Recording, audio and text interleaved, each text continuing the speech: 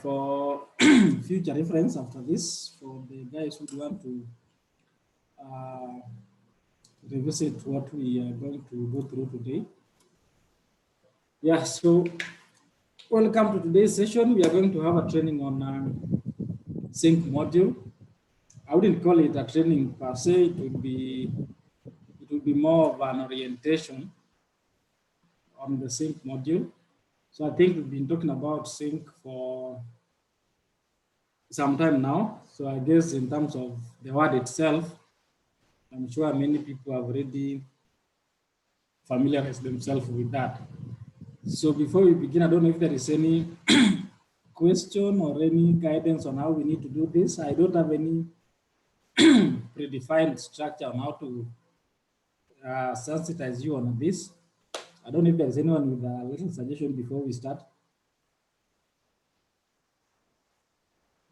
And it will also be a good idea to just hear from everyone. It has been, the last time we spoke was yesterday.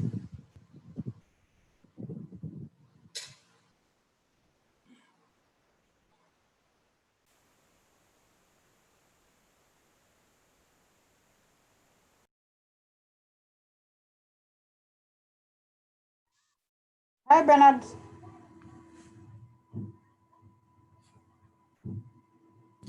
Hi.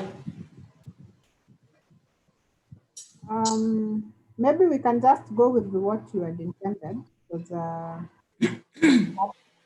very hard to suggest on how to go about this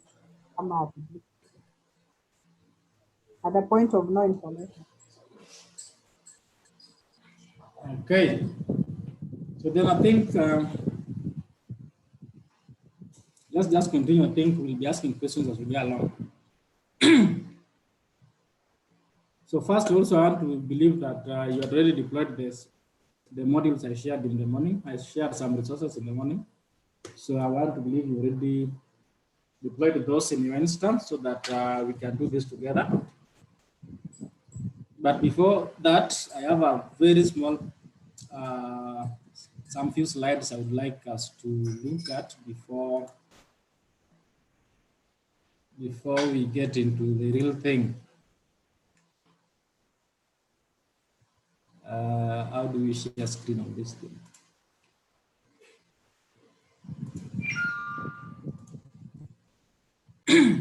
Somebody to confirm whether my screen is visible.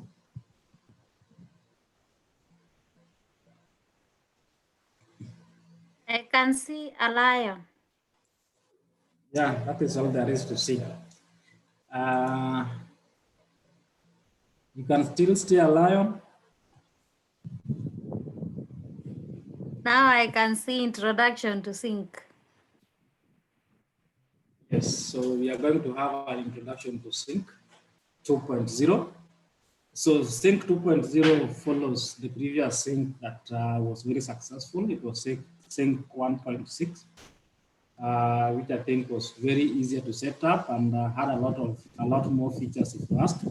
But I think the downside of it was that it was reliant on the REST APIs as opposed to Sync 2.0, which somehow chooses between REST and FHIR APIs. So that's the reason why I think OpenMRS community decided to go back and rework on the sync module. So right now, I think what we have is more configurable as opposed to what was there before, as much as it had better features. So today we are going to look at that, and much of what we are going to look at, we are going to look at the sync in general. What is it like? The sync from the English side is synchronization, but now from the EMR side, what does it mean to us? We are going to look at the architecture overview. Then we are going to look at what are other dependent applications or modules that will help sync achieve its objective. So what are some of the modules that you need besides the sync itself? Then we can go through sync setup very fast using the resources that I shared in the morning. and we can share some of what we've learned so far on Sync, especially in the recent testing that we've been doing with partners. So Sync itself, first, it is a module. So it comes as a module, but what it does is generally to facilitate the differential data exchange between different nodes. So these nodes could be EMR implementations that are distributed across an area or across some implementation ecosystem. And the typical use case is always where you have multiple facilities and you are intending to get this data to a centralized place, or you want to kind of calculate the changes that happen in your databases across all your other implementations. For instance, if I have 4 facilities or 5, and I want to reflect the data across all those servers or all those nodes, then I would use Sync module to help me kind of synchronize all the information across all my implementations. So in terms of setup, you have like you can have a single or multi-level model depending on how you want your sync to appear, and you may also have unidirectional or bidirectional configuration depending on what you prefer. So when you talk about unidirectional, is a one-way sync. Most of the time it is from the child node to the parent node. If you want to do bidirectional, you can do both, where you have the parent syncing to the child syncing to the parent, so that at any given time you have similar records across all those nodes. So in terms of architecture, the picture speaks for itself. So you can have the super parent host, then you can have parent host under it, then you can have children. That is now multi-level configuration. But you might also have just one parent, as in this case, you can just have parent 1, and then the rest are children. So depending on how you want your configuration to appear, you can do multiple configurations to achieve the same. So you'll find that maybe a parent can be a child to another super parent, just like the picture you can see that from the picture, where we have a parent and a child. It is a child to the super parent, but then under it there are also other children. So that you can do it as you wish. And from the figure, I think I've talked about the multi-level networks, and I've also talked about how sync is achieved, where the synchronization takes place through FHIR or RESTful APIs. So you find that there is a module called AtomFeed, which kind of records all the changes that have taken place on the database, and this is done through the API. So it kind of logs every changes that have been made through the API. The API could be the FHIR or the RESTful API. Then it keeps that so that when the network is established, it kind of, AtomFeed kind of tries to send the changes to the parent server or to the child server, depending on your configuration. Push and pull. So Sync works through, this is not like Sync, but the FHIR or REST APIs, mostly they kind of implement the push or pull request, which are being triggered by a task scheduler in OpenMRS.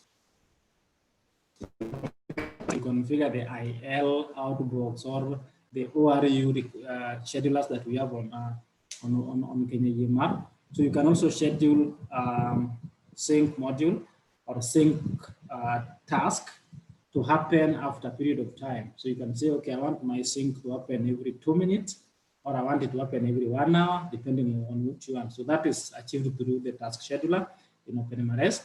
And Sync event are highly configurable. They can, there is a JSON file which is available, which you can now modify depending on which events you want to synchronize, which events you want to retain, which events should go to the parent and which events should not. So those are highly configurable, and I think we'll see how that works. So next in the morning, I shared with you so in the morning I shared with you the resources or the dependencies for Sync 2.0. So for you to install or to set up Sync, one, you need to have all those modules, and those versions are very important because those are the versions that so far have been tried to be working. They have been tested to be working with the current Sync 2.0. There could be newer or latest versions of the same, but I wouldn't really say that I've tested any, so I'm not very confident. But these versions have been tested, and they seem to work just okay. Right. So if you have to set up, Sync on an implementation, there are a couple of things that you'll need. One, you will need a functional KNyMar instance. So you have to, first of all, implement a KNyMar instance, fully working KNyMar instance. Then you deploy the modules that we have just looked at. The other thing, depending on your configuration, you can work, you will need a local area network, or you might need a wide area network. If you want to do it within the same network, or if you want to do it across different networks. You will need a valid IPs configured for local and parent feed locations. We'll see where that happens. And then you'll also need a validly configured JSON file for both Atom feed and also for the sync. So that is what it takes to set up. It's a very simple setup. Much of it is just about choosing or configuring the events. But I think in terms of setup, it's direct, it's much more straightforward. So that kind of takes us to the last bit of this. If at all there is any need for clarity or a question on the same, kindly take this time.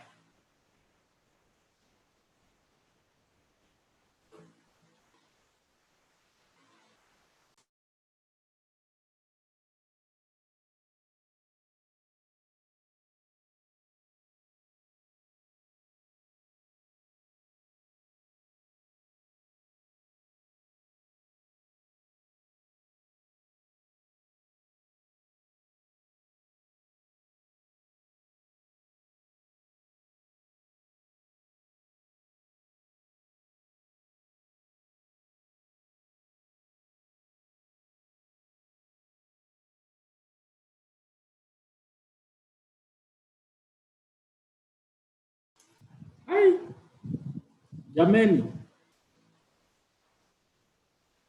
hakuna swali ama hata comment tu? Ndio hizo maswali kwa chat. Maswali kwa chat bwana. Kama chat bwana. Sasa tuko wachache, simuongee tu tumalizane. Tuko wachache bwana, ongeeni tu bwana. Chat sangapi? Muuliza which version of KNyMar? Oh, that's a good question. Yeah, so Yeah. right now we are testing with 17.1.1, but it doesn't hurt. You can use any version of KNyMar. The only thing that needs to be fixed, which I think Makumbe supported us to do, was to remove some access rights on the OpenMRS, on the KNyMar module. There is a restriction that, how do we call it? There is this restriction in KNyMar module where if you are not an admin, you cannot log into, you cannot see. How do we call this? There is this button you can't see, the developer, whatever. So there is in the background that kind of, when synchronization happens, the sync needs full rights. So all that the developers need to do is to relax that rule, so then the sync can take place. So right now, Macombe was able to break it on 17.11 Kenya Imar module, but nothing stops him from relaxing it in any other version of Kenya Imar, whether it is 17.2.1. So in terms of version that works with sync, any Kenya Imar version works with sync.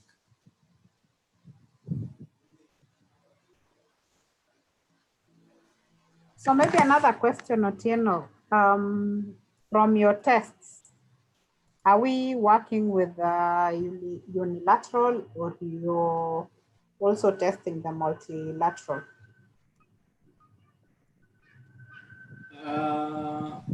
Okay, so in terms of test, we are testing using the unidirectional. We are doing one-way sync, which is from the child node to the parent node. And the reason for this is that we don't foresee a use case where facilities will need to receive huge amount of data from the central server back to the smaller servers. This is due to limitations in resources, because a partner might afford a powerful server at their headquarters, and that might contain thousands and thousands of records from across all their implementations. The moment you allow all that to go back to a smaller server, maybe which has 8 GB or something, that server will break. So we don't see a use case where the partners will want bidirectional sync. So that's why we are testing with unidirectional from the child to the parent.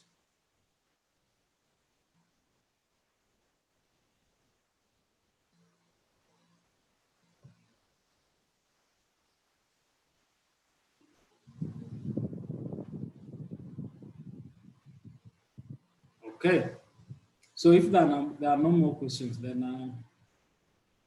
from the chat, I think I've responded to all those.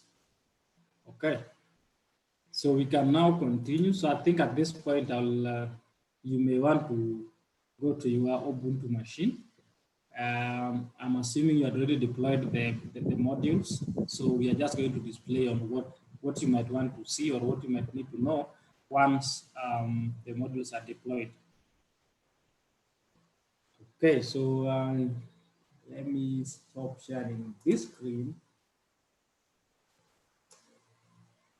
Let me share.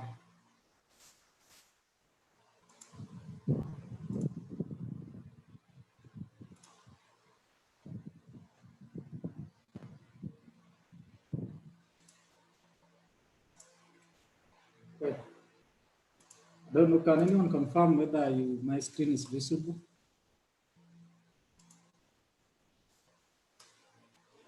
Yeah. All right. I hope it is big enough.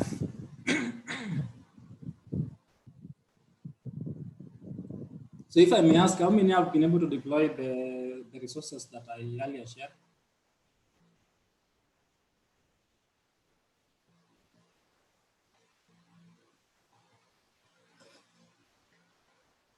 Mine is still restarting.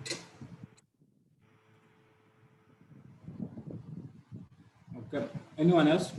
Mine is in progress as well.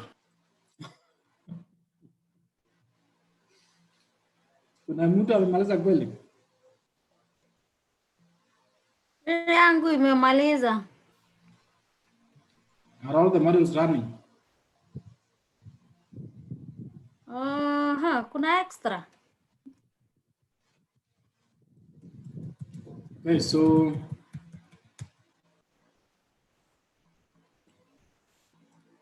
if you correctly deployed the modules, then you are supposed to have, if you look under the modules, you're supposed to have a clean screen like mine where all the modules are running. Okay, so you will be able to see the sync module is here. It is running. You'll be able to see the RESTful services are there. You'll be able to see the UI framework. You'll be able to see the Atom feed. So all of those are supposed to be there and working. So one way to import modules is through the use of the module interface, where you can just add or upgrade, or you can simply pick all the modules, dump them in the modules directory, and then give them the right permissions. You restart your Tomcat, you are good to go. But one thing you realize that once you deploy sync, the context refreshing will take a bit of time after deploying sync.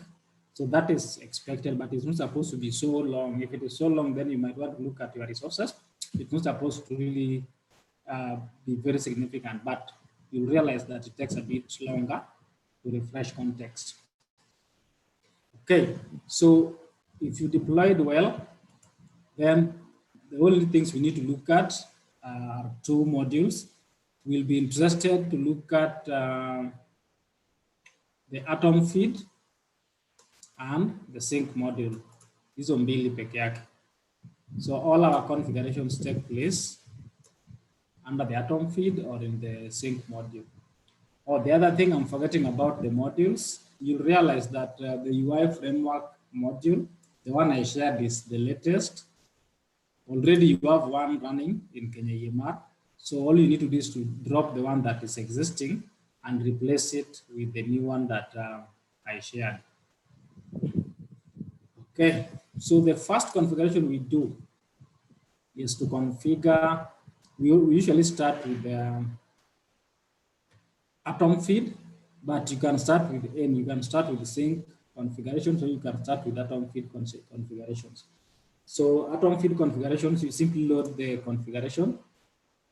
So this is the JSON file. This is the JSON script that defines what will be tracked or what will not be tracked for synchronization. And if you look at the options that are available for synchronization, we have the REST and the FHIR. Most of the objects that are existing in our version of OpenMRS are still relying on REST API. But I think when we go to 2.x, most of the objects will be synchronized through the FHIR. So this file is where now you have to take your time, decide on what needs to be synchronized or what needs to be logged and what you don't need to be logged. You can have different configurations for the child node. You can also have a different configuration for the parent, depending on your use case. The same applies to sync as well. So already, because I've been trying to do this with the partners, so I just came up with the standard scripts. The two, which I think they are standard for us, unless there is a partner who would want to have a different one.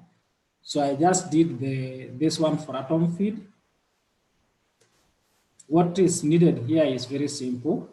Choosing which object you want to pass across, you want to synchronize, you turn it on and you turn off the ones that you don't need. So for instance, when I'm at the child, I don't want the concepts to be synchronized because concepts are defined in a standard manner across the host. So you don't want the concept to get synchronized, especially from the child going to the parent. So you realize that for this, I'm turning it to false. Okay. Then cohorts. Cohorts, I would want to see cohorts from the child machine to the parent machine. So I turn the cohorts on. I turn it to true. Then I look at the visit types. Visit types are already defined within the release package of Kenya EMR. You don't want somebody to add visit types maybe at the parent and then it synchronizes with the parent. So I don't want that to synchronize. I turn it to false. Person address, this is important for the client or persons that are created in Kenya EMR. So this one I would want to synchronize. I turn it to true. And I think that object is better synchronized using the RESTful API. Person name, this is the name of the patient when you are when you are creating a person in Kenya EMR, I want that. So I turn that to true. Patient identifier, I turn it to true because I want to see the patient ID, the unique patient ID. So then all identifiers are synchronized. The person. So I think at this point you realize that OpenMRS looks at a person, okay, the object person in two ways. It looks at it as a person, but then it might also look at it as a patient. So when you are creating a patient in the system, the first instance you're doing that, OpenMRS looks at it as a person. But when you enroll them into a service, let's say you enroll them into an HIV service, now they have those two characteristics. They have the person characteristics, and then they have a patient characteristics. Okay, so in terms of person, this will kind of synchronize anybody that has been created in the system, be it a user or be it a patient, be it anybody that has been created in the system. They'll be considered as person under the class person, then they'll be synchronized as such. So I turn that to true. The other one is the provider. I can have a new provider at my local facility, at a child facility. I want that to synchronize because every record that provider will do will take his provider ID. So I want that to synchronize. So I turn it to true. The other bit is the user. I think that is self-explanatory. Patient, I've already explained that. I turn those to true. Relationships, I turn them to true. Drugs are predefined in the Kenya EMR release. So you don't want somebody adding new drugs at a facility, then it reflects in the parent. So the drugs are already predefined. I turn that to false. Allergies, yes. Any reported patient allergies, I need to see that across the fence. And the forms is any form object that is completed within the system. This could be a green card, laboratory form, any form. All of them are considered under the object form. So I turn that to true because you need to see completed forms across the other side. Orders are standardized. They're already predefined. So I don't want to see the order. But the same also goes for drug order. I don't want to see them on the other side. But when I look at the test order, again, those are predefined because all those orders will result into observations. So I don't want to get the predefined orders across the other side. So when it comes to obs, I turn this on. So then all the orders, drug orders and stuff will be reflected as observations. So all the observations will make it across the other side. That goes for encounters, that goes for visits, that goes for programs. So the programs here are the services that we have, TB, HIV, MCH, OTZ, all those needs to sync across. And the patient programs also needs to reflect on the other side. Privileges, yes, you need to see that. And it ends there. So you see, that is where the hard work is, looking at what needs to go across and what needs to remain on either of the hosts. So this is atom-feed.json file. So I can share it with you. So then you can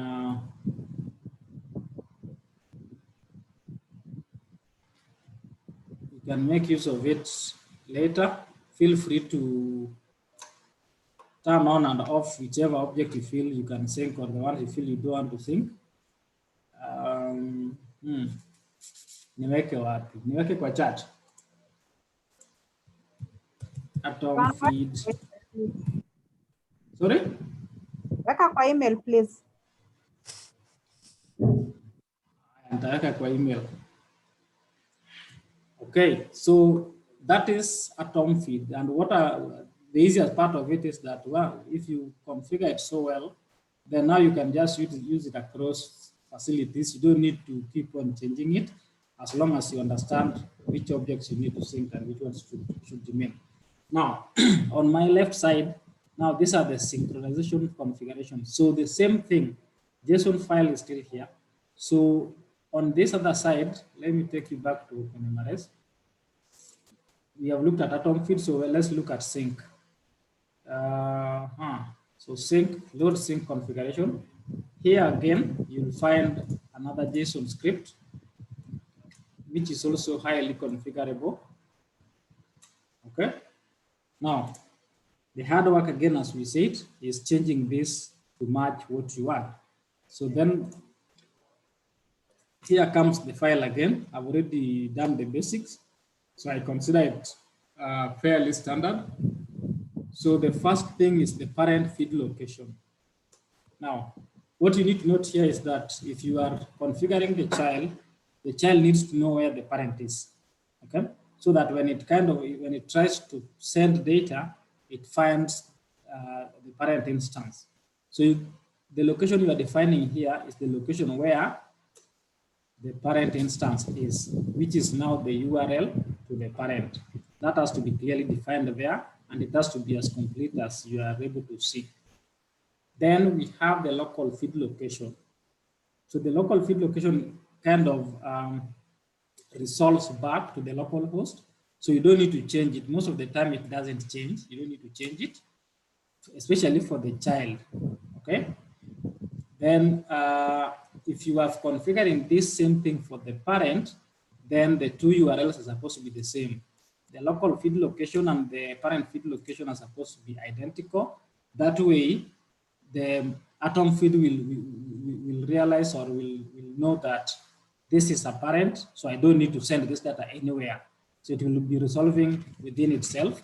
So then it doesn't have to send or doesn't need to track the changes on that particular liquid base.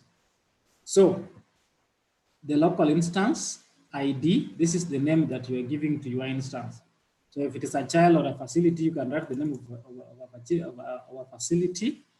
Most of the time, the advice is that you keep it camel case, or you can keep it lower case. But capitals, I don't think are recommended. Then very quickly, you look at the push function. So here is where you want to allow this child instance to push data to the parent instance. So by simply turning this to true, push enabled, yes. Then that means you are enabling the push operation to the parent instance. Okay. So from there now you start looking at the classes. So you start looking at each individual class title objects under each class and enable or disable the synchronization. So the first one being location, I turn it to true because I need that. Concept false because they are predefined. Cohorts, in this case, you can turn it on or off, but you realize on the atom field, we are turning it to on. So that means if we turn it false here, it won't go, but atom field will still be able to track it, but it will not be shared across the other side. That goes for visit type. Those are predefined. Person, true, that will go. Provider will go. User. So ideally, you'll realize that all these classes and the objects that we are turning on and off are the same that are being tracked by the atom feed. So you need to be careful and look across if at all there is something you are turning on the sync section that you want to synchronize, but it is not turned on in the atom feed. Atom feed is the final guide. If you turn anything off in the atom feed, it will not be synchronized. Okay, so it doesn't matter whether you enabled it in the sync section. If it is not enabled in the atom feed, it will not go anywhere. So that is very good to note, so that when you're doing your configuration, you take note of it. So the other operation is pull operation. So this is the bidirectional that Diana was asking. So I can enable this so that the child can pull from the parent, or I can disable this. I can turn it to false so that this server doesn't have to pull anything. So in most of our test cases, we usually turn it to off because we don't need anything from the parent to come back to the child. So those are two major operations that are available for sync, the push and the pull. Okay, then time schedule, you can set this. From our presentation, we said you can set this within the JSON file. So I can say I want every 20 seconds for pull operations to take place. So I can say I want it every 1 minute.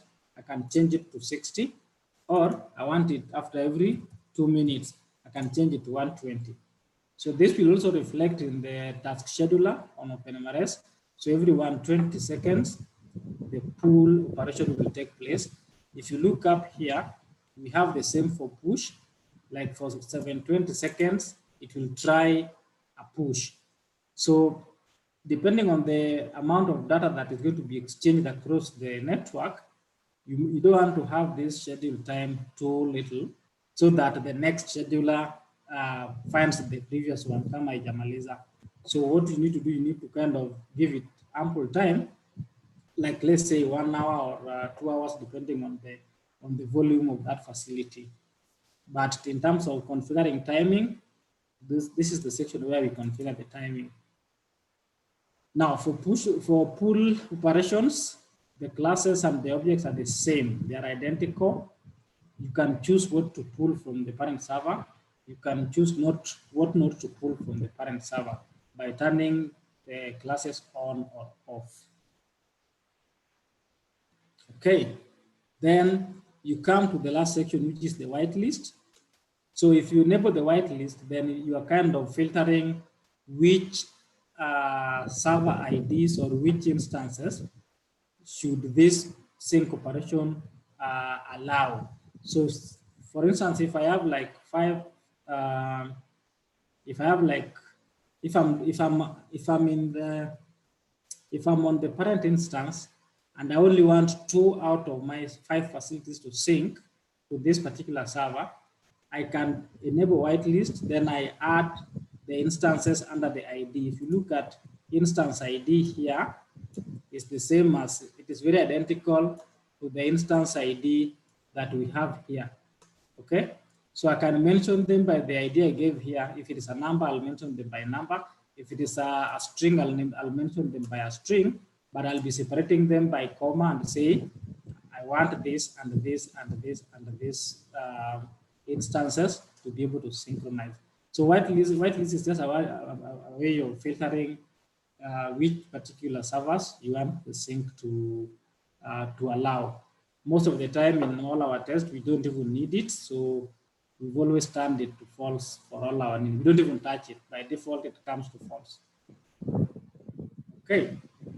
So where can you learn all this? Where else can you learn what to do with all these configurations? So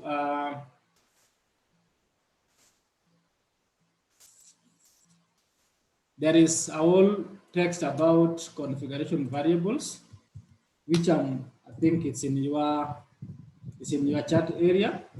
So you can look at it and see what to do with every variable that is available on these particular files. So I don't know if there's any question up to this point in terms of the atom feed or sync configurations. I can take a question or two.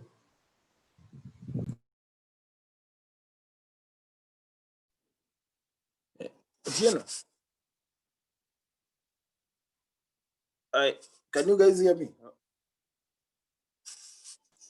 Hello? Yeah, we can hear you. Oh, okay. Thank you for that, Ben. So maybe I have a question. I don't know if maybe Peter. So this atom feed and sync conf, what is the different, and for example, the atom feed, what exactly is its work? Maybe I missed it out. I just saw the configurations, but I failed to understand exactly what it does, and the sync feed, and also the sync config. And one more question on the configurations of the atom feed. if for example we have we are going to see like partners adding more forms or extra things to Kenya EMR, and maybe they would want to sync them. So is it okay for, let's say, just someone to come to the Atom feed and add a class that they want to sync? Maybe if it's new, if they want to sync some other forms, if it's new, would they just need to add and define them there? And also, once you add them there, would you also need to add them on the sync feed? Thank you.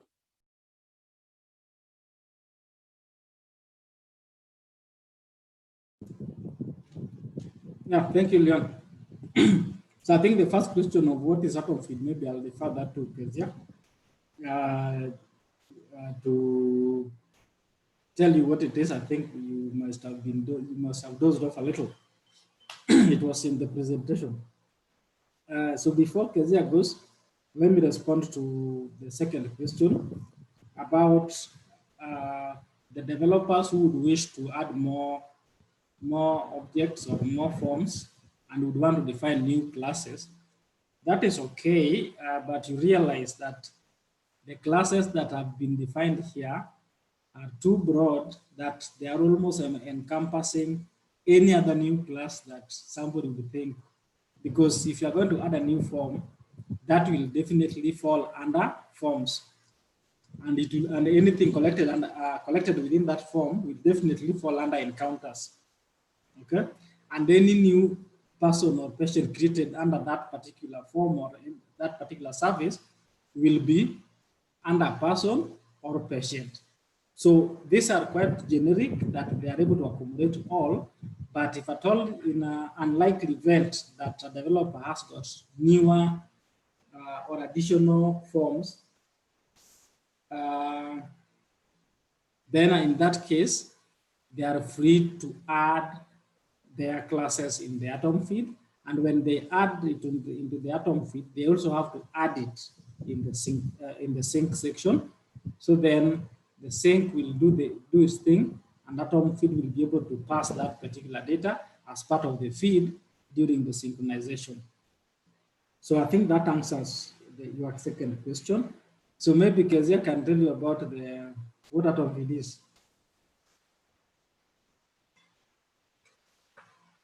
Sorry?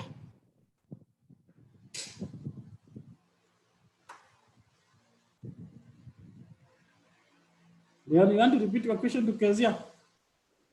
Kezia, Yes? hii kitu inaitwa Atom feed ni nini wa? Otieno, hiyo ni mimi unarushia. You are the lecturer of this session. You can help me. No, tunasoma pamoja, hata mimi niko kwa hii class. I want to know what it is.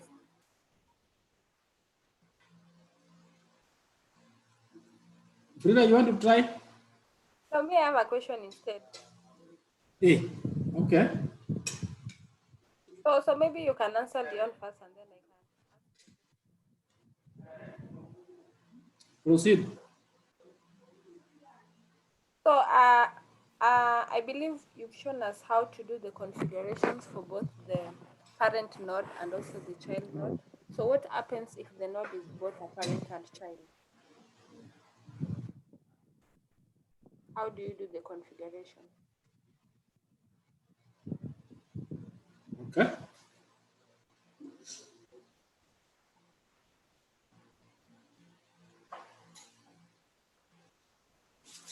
So let me start with the Leon's question. Leon, about the Atom feed. I want you to look at Atom feed like the Liquibase.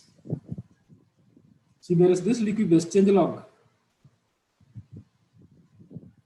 Yes. So what does the Liquibase do?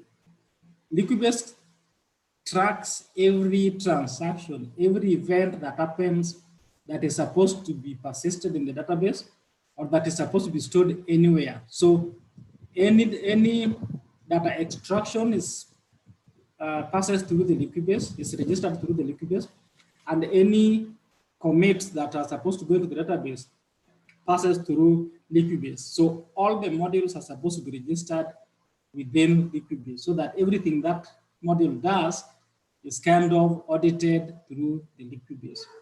Okay? The same thing happens during sync.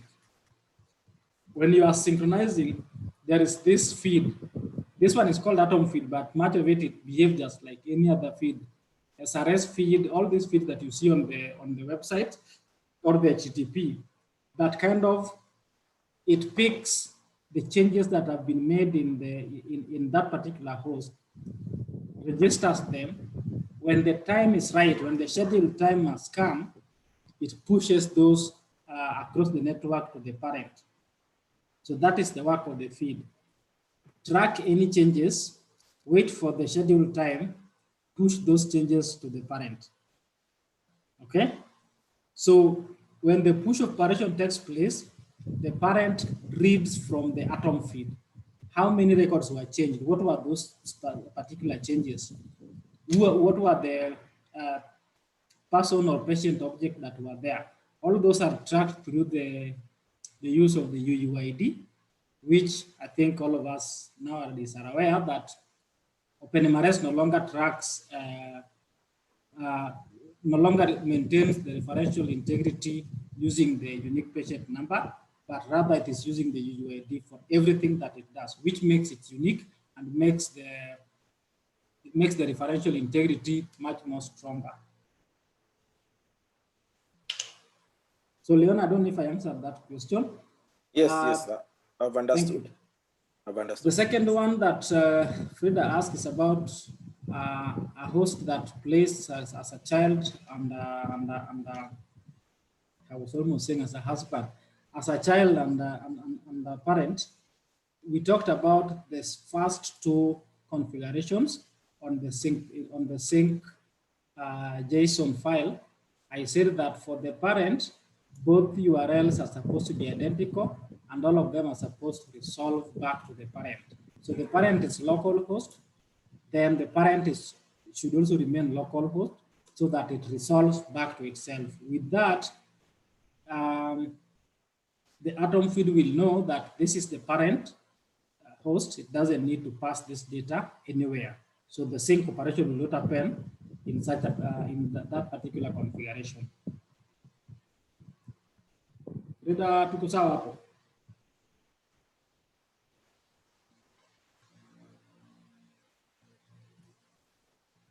Rita, please confirm, or you are muted. Yes, nimesema tuko sawa. Okay, I didn't hear that. Okay, thanks. That's it. So, so in terms of now utilizing this, I'll send this to you. It's just a matter of picking it as it is after making the configurations. I like doing the configurations offsite. I do them in my notepad. So I simply pick the Atom feed. I come to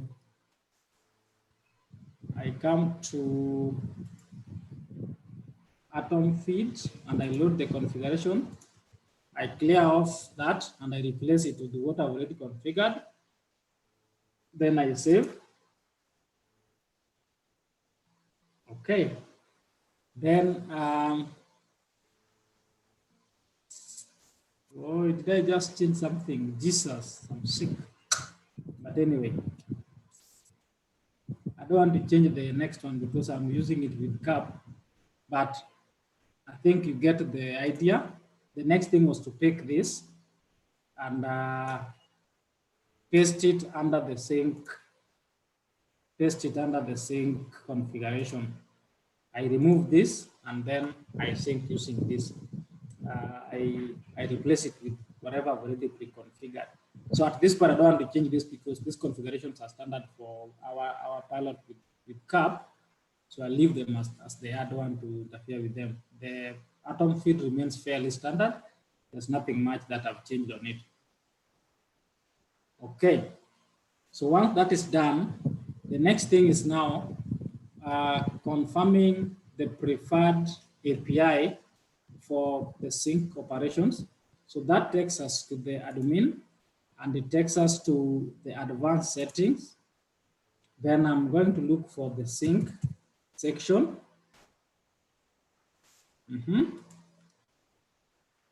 Good. So the event handler is atom feed, so that doesn't change. User logging, this is for the local. Much of the time it comes as admin and admin 1, 2, 3, 4. But sometimes I just like changing this so that I have a unique user logging in.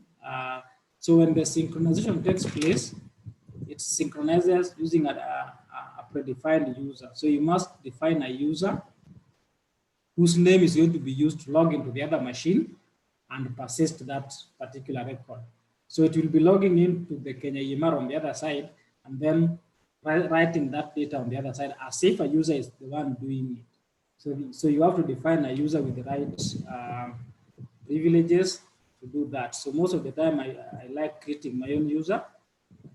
In this instance, it is sync user, but nothing stops you from using the default admin 1, 2, 3, which is already here. Okay, so these two are configurable in this instance. So much of the time you can just ignore and use the standard. The other bit, yes. Before you go far, so that sync user that you've created, you created the user in the DB or just in the interface of that other machine and gave them privileges? On the interface. On the interface, okay. Yes. And in this case, I created on the OpenMRS interface, not Kenya EMR. Oh, okay. Sync does not know Kenya EMR. So if you do it on the Kenya EMR interface, there are some privileges that it will not enjoy. Okay. Yeah, so I just do it on the OpenMRS interface. So the most important one in our case is this, the preferred client for pooling the resources. So we use the API that is preferred for us is REST, but by default it comes as FHIR. So this one you may want to change, but when we move to OpenMRS 2.x, then you leave the default as FHIR so that it can take advantage of those improvements. Yeah, those are the only configurations that you want to do on this particular instance. What I'm doing here is the same thing I'll do on the parent server. So I'm just doing it on a single screen because it's the same thing that we'll do on the parent server if we're configuring the parent server. Okay.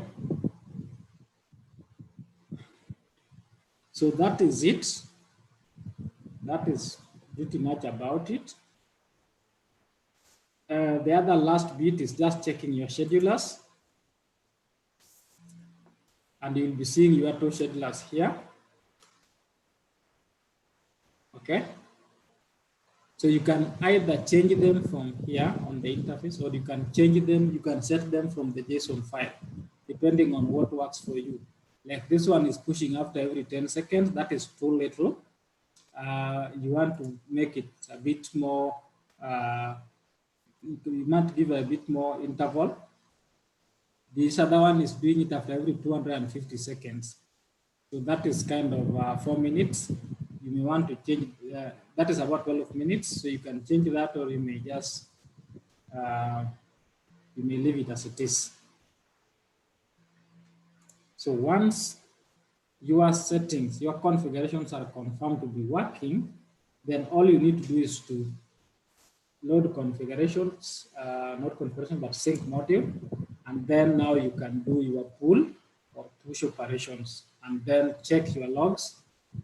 You can check your logs through Catalina and see what is happening. Now, one thing to notice that, as I said in the presentation, sync will only help us to synchronize the changes of the new records that are done after its installation. The question is, what happens to these records that were existing in the database prior to installing sync? Okay. There is no easy way to do it.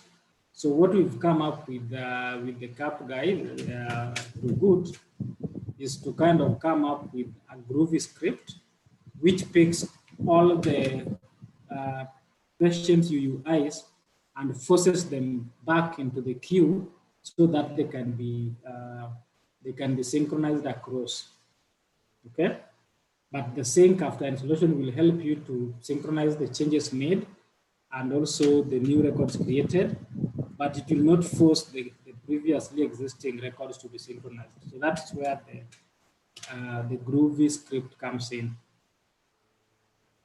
Okay, so if you are doing push and pull, you can test your push by simply clicking on that.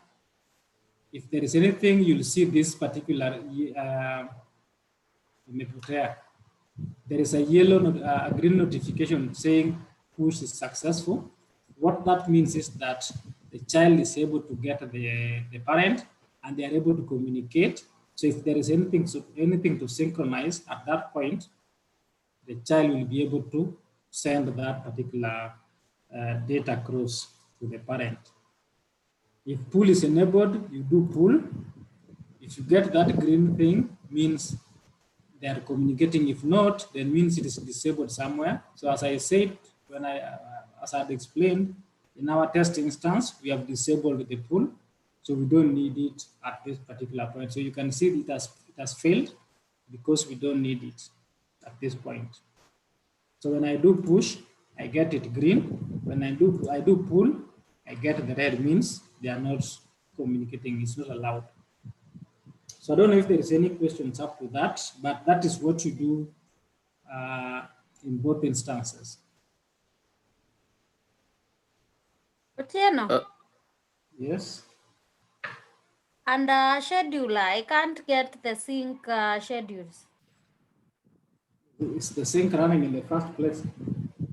Yes. It's supposed to be there. When you restart your Tomcat, it's supposed to be there. Okay, maybe let me restart and see. Yeah. I have a question on this page. Oh, Okay. sorry. No, go ahead, Frida. Okay. Why are those alerts so brief? Like they just appear and disappear really fast. Surely when the maybe push has been successful or has failed, they're very brief. Bona? UI UX.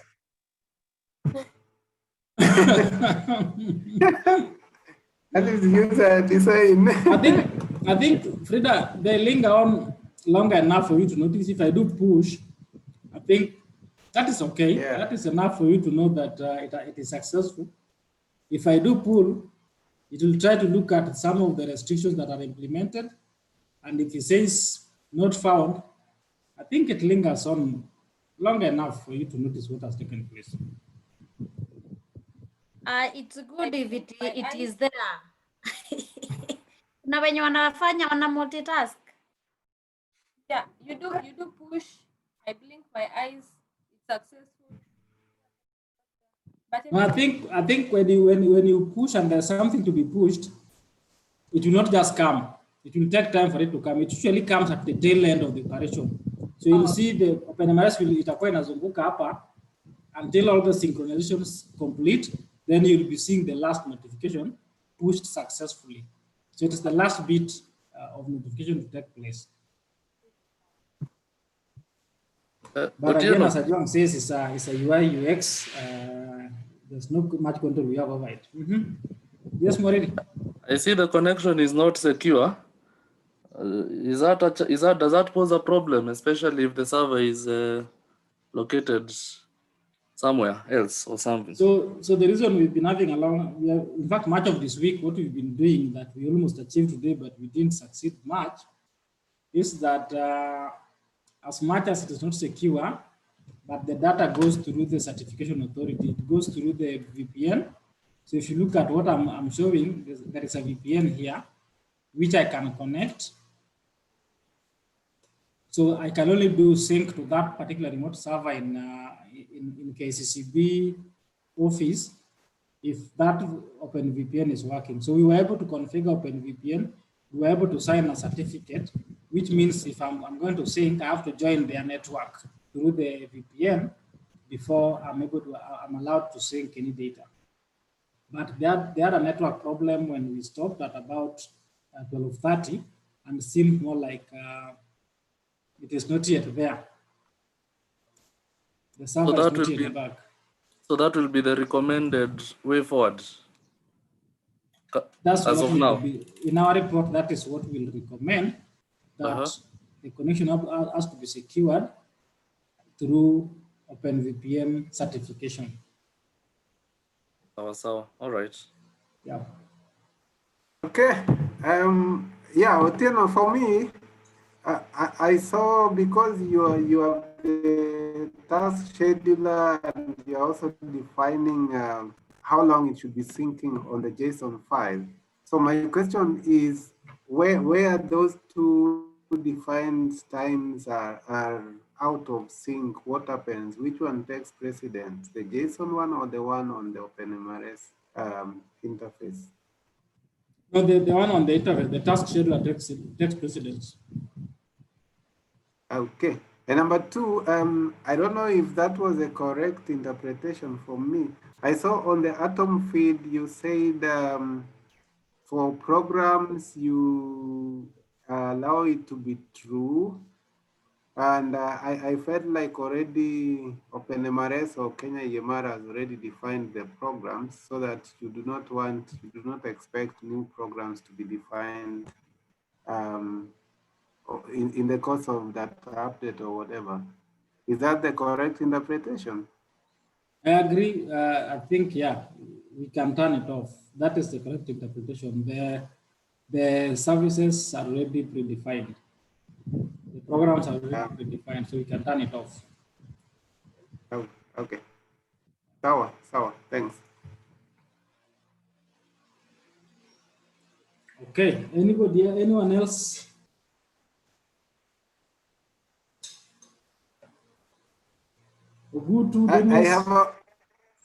I have a problem, Otieno. Okay. My sync is still restarting. How heavy is that module?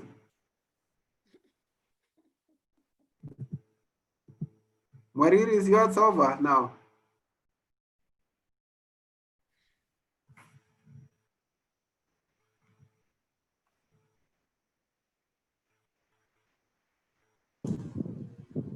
Yeah, I think it might take a bit of time, especially if you are starting for the first time. For instance, when we were doing this with the CHS guys, the server on Tuesday or Monday took 4 hours to refresh context. So you see, most of these things you have to start Tomcat. So that's how we were able to abolish the Ubuntu desktop, and we adopted Ubuntu server, which now was taking a little bit, I think less than 30 minutes. Okay, sawa. Yeah. Kezia, you are running yours on VM or on the old laptop? Laptop, but it took around 2 hours to restart, to refresh context, that is. Mariri? Sorry, my laptop has died. I've just switched to phone. Can you ask the question again? Now that your laptop has died, I shouldn't ask. I was going to ask, have you completed setting up the sync? Niko na mashida ya stima jana leo. Yeah, so the last bit of this is, the last bit of this session is about some of the issues you might encounter when setting up sync, which I think I've encountered. So I just felt it would be a good idea to share. So one, so this is OpenMRS table. These are OpenMRS tables. There are about, how many are they? There are about 190, but you can see the sync tables are only 3. But in the previous sync, sync 1.6, there were about 7 or 8. So that means a lot of efficiencies have been realized by just reducing the number of tables that are there. And the way the model that the sync itself takes place is now much more different. It doesn't pick from a table to a table, but it just picks the feeds that are recorded through the Atom feed. So the only tables that are available are audit message, merge conflict, and the parent object hash code. Okay. So when you are installing sync, especially when your database is not blank, you realize that there is a table called markers. This table here called markers is already existing. So when you install Atom feed will try to reinstall the markers, and that will create a conflict, and Atom feed will fail. So that means the markers you may want in that instance you may want to delete markers, and again you might want to delete the failed events. This table, there is this table called failed events. Also, the Atom feed will try to recreate it, and it will cause an error that will result in Atom feed module not running. So the two, markers and failed events, if at all you encounter such an issue, and if you check the Catalina, you'll see it complaining about the duplicate tables, that the tables are already existing. All you need to do is to go in and delete them, and then rerun your Tomcat so that they can be recreated afresh. So those are the known issues that so far we've had with the installation. Okay. So I think up to that point, we've pretty much gone through what it means to set up sync. So much of what is remaining is troubleshooting here and there, trying the connectivity fails, checking why the connectivity fails. And all the time you'll find that the connectivity will fail because of errors to do with the network, errors at the network level, not in the sync. And also sometimes it will fail because you're using wrong Kenya OMOD files. Earlier on, I'd already shared with you that there has to be a small tweak that has to be done to allow to disable the restrictions on the access rights. So before you use that module, your Kenya EMR module has to be tweaked a little bit, and that is done by Makombe. Is the one who did it for 7.11. When we are going to test it using 17.2.1, we will need his help again to tweak the same thing. Yeah, so those are some of the things you need to note. So if there are no further questions, I would wish to stop at that point. Otieno, once you and Makombe has tweaked that 17.2.1, you can share with us. Thanks. I'll share with you 17.11, which we are using now, so that you can play around with it. Okay.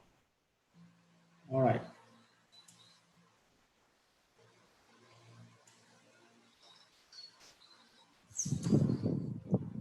All right, so if there's nothing else, then I think we can stop it at that. As usual, the session has been recorded. It is going to be available on YouTube for your use, should you want to look at it after this. Otherwise, thank you, and thanks for your time. Have a good afternoon.